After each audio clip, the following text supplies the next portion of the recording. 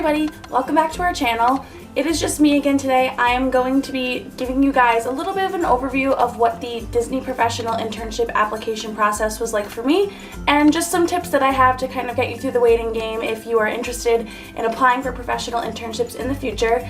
If you don't know me, my name is Lorraine. I did the Disney College program in 2015 in the spring as a merchandise cast member, and now this May I am going to be a social media and communications professional intern. So go ahead and click over here or look over here or whatever it may be. You can go ahead and follow me on any of my social media platforms. We would also really appreciate it if you would go ahead and subscribe to this channel. There are going to be more Disney vlogs, and I think it's really exciting. So without further ado, let's get into the Disney Professional Internship application process. So if you are interested in applying for a Disney Professional Internship, one of the #1 things I could recommend you doing is going and looking the season or semester, whatever you want to call it, before you're interested in applying, and look at all of the roles that they have to offer. Go ahead and scroll through, see the things that apply to you, where you have experience, what your major is, and save those, print them out, whatever. Go ahead and look at them and see if there are any skills that they require or prefer that you do not have. Whether it be Photoshop or event planning, see if there's something that you can do before you actually apply. That way you're just that much more qualified and prepared for the role that it is that you would really, really want when it comes time for you to apply. I personally did that, and I think that it helped me a lot. It made me a lot less overwhelmed when I went and started to apply for the actual internships that I wanted to do. I was already familiar with what the applications looked like, the types of things that they required, and things that I would need to be prepared to prove that I'm able to do. Another thing I can totally suggest, if you are applying for anything kind of like what I'm doing, where it's social media, communications, marketing, a lot of those will require you to have writing skills and some sort of creative design skill with the Adobe Creative Cloud, Keynote, PowerPoint, whatever. It's really good to create yourself an online portfolio with examples of these types of things. I personally have my own website that I use as a portfolio. It has examples of my video editing skills, Photoshop, InDesign, Premiere, writing samples, just a ton of stuff. And when I was actually interviewing for the professional internship that I accepted, they asked me for writing samples, and I was fortunate enough to already have that on hand and not need to go scramble and find some stuff or write some stuff up to give them. I already had that in a particular place, and I knew that because I had looked at the previous applications the last semester and knew that writing samples and online portfolios were something that a lot of the internships asked for, so I made sure that I was prepared ahead of time so I didn't have to scramble and submit subpar, not my best work when I'm trying to get my dream job. So the application process began for me personally. I'm just gonna go by the internship that I accepted the offer for. I did have some phone interviews and video interviews for other internships, but to save time and a long, complicated story, we're just gonna stick to this one. So I applied for this internship on December 21st, 2016, so it was right before Christmas, and after that I submitted it and I waited a really, really long time. I waited until I came back to school, which was pretty much about a month later, to hear anything back, and the first step is I got an email about a phone screening interview.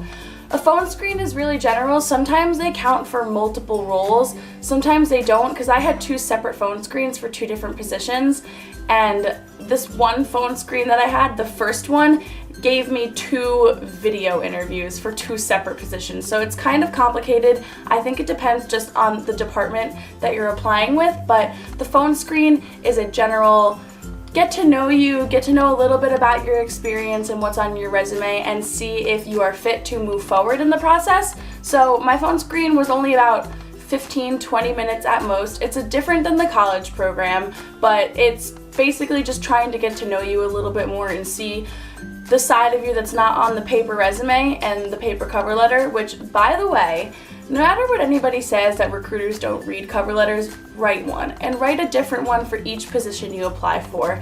It's just the right thing to do. It won't take that much of your time. I know cover letters are tedious, but you never know if that's going to make the difference. If you get that one recruiter who really cares about cover letters and sits down to read yours, if yours is great, it might set you apart and help you move forward. So submit a customized cover letter and resume to each position you apply for. It's only going to help you in the end. It definitely cannot hurt you.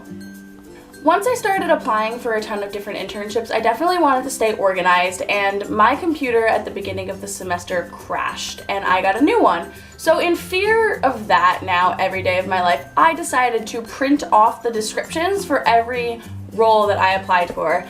Keep them in this handy dandy binder, and it has I drew a picture of Walt and Mickey the partner statue, and it has a quote that I wrote on it. Just says, all of our dreams can come true if we have the courage to pursue them, which is not part of this video, but whatever. So on the inside, now I have my offer letter and all of that, but I have all the descriptions of the roles that I applied for, and this was really helpful when I was interviewing for the roles because I don't like having my computer out. A lot of the times you're doing a video interview and I don't want to be switching tabs, looking at the screen. I want to be courteous, but if there's something that I really want to look at, if I have a note on the application that there's a specific point I want to make, if I have experience in something that they were asking for, I had all of my role descriptions printed out. It's also important to save them because a lot of the times they just delete them off of the website and then you can't find them anymore, and you might be stuck interviewing for a position where you don't really know what it is that they wanted you to do or what they're asking for, and you definitely don't want to get caught in that. So save them on your computer, print them out if you think that that would be helpful for you like it was for me, and just make sure to keep yourself organized. It's a very tedious process and it's very time consuming, so it's definitely easier if you put in that little bit of extra effort to keep it clean and neat, if that makes sense. After my phone screen, I once again started to play the waiting game. It's the favorite game of everyone who applies for any Disney internship or program. But I waited after my phone screen a couple of weeks and I got an email about a video interview. So they invited me to do a second interview with the hiring manager. It was through an app called Blue Jeans, which is what Disney uses to do their video interviews, and after that interview, it went really well, and they told me that I would hear in about 2 weeks whether or not I was going to move on to a panel interview, which is the final step in the hiring process for that department. So I was ready to wait 2 weeks. I woke up the next morning and already had an email to schedule my panel interview, so I'm not sure why, but I was excited, and I scheduled my panel interview for about a week or so later, maybe like a week and a half, and the panel interview was with four other people. My other panel interview had 3 people. So my panel interview had 4 people. Both of those interviews, the one-on-one with the hiring manager and the panel interview, were more specific, asking questions about my experience, different jobs that I had on my resume, different things that I had done at school, and a lot of situational questions, like if I were to write a blog post for the Disney Internships and Programs blog, what would I write about? Or if I was in this particular situation in the workplace, how would I handle it? How do I stay organized? Things like that. Just be yourself in these interviews, be honest. They want to see who you really are, and it's just an interview, just like any other interview. The only difference is that there are some people behind the screen as opposed to right in front of you, and dress professionally. That's what I did. I wore a blazer in each of my panel interviews and any video interview that I had, just to keep it as though I was in person and putting in that full effort. I did have another video interview and a panel interview for another position, so I made it to the final steps for 2 different positions, but this is the one I was offered, which was the social media and communications one, and that is the one that I wanted more than any of them. It is my dream job, so I'm super, super excited. The entire process took me, I was accepted on February 24th, so the entire process from application submission to getting an offer took me about 2 months. And from what I've been able to tell, there is a Facebook group. Typically someone makes one for every application season that you can go ahead and look at, and the offers that have been received now, like mine and a couple of other people, are pretty early. There's not a ton of people being accepted now. So they say that they make all of their hiring decisions for professional internships and management internships by late April, and it is March as of today when this video comes up. So mine was super early in the process. I think all my tips and my entire story is just to be prepared. You never know when you're going to get an email about a phone screen or a panel interview or a video interview. So just be on your toes, be ready. Understand why you want to work for Disney and why you want that particular role that you are interviewing for. When my recruiter called me to tell me that I received an offer for this role, I was like crying on the phone. She was so excited. She said that there was going to be music and Mickey confetti, and it was just one of the best moments of my life. And I got there because of how prepared I was and because I was able to genuinely show them how much I wanted it and why I was a good fit for it. And that's really important to showcase in interviews, why you are a good fit, what you will bring to that team, but also why you want it and why you love Disney and why you want to work for Disney.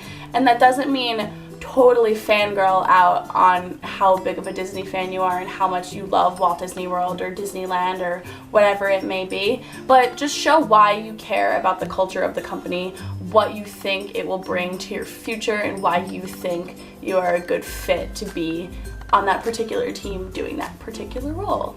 So I think that is it for today's video. If you guys have any more specific questions about the application process, go ahead and leave them down below. If you have any questions about my experience, maybe like what led me to be able to get this role, I'm not gonna like read my resume out in this video. So if you guys have any specific questions, you can go ahead and ask me on any of my social media platforms. I'm always willing to answer, or go ahead and leave a comment down below. And yeah, see ya, bye.